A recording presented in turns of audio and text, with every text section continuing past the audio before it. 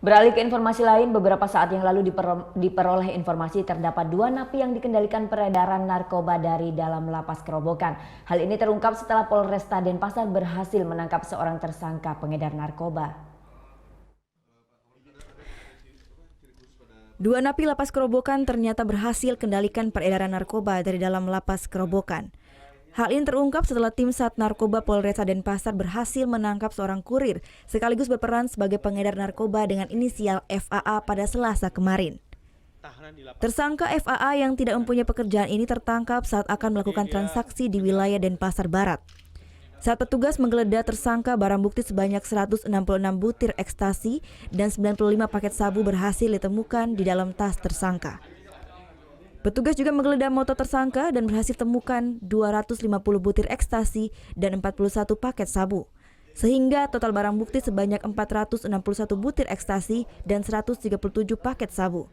Dengan berat bersih 106,4 gram senilai Rp382.950.000. Dari barang bukti tersebut ya dikembangkan, rupanya ada sangkut pautnya yang ada di Kerobokan. Ya, ini kita akan kembangkan terus kasus tersebut kerjasama dengan Polda Bali ya, karena alatnya lengkap di sana untuk mengecek termasuk HP yang dimiliki oleh tersangka ini atas nama AA siapa? FAA. Selain mengedarkan narkoba, tersangka FAA juga sebagai pengguna ini kerap membesuk AI dan MW di lapas Kerobokan setiap 2 hari sekali.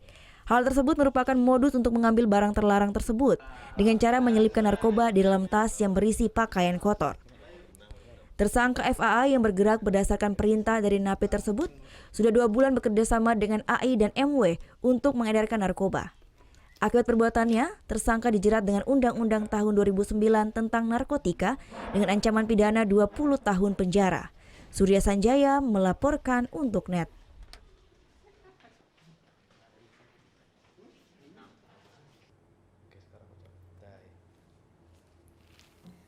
Udah selesai kan nontonnya? Nah, jadi jangan lupa buat like, komen, dan subscribe ya.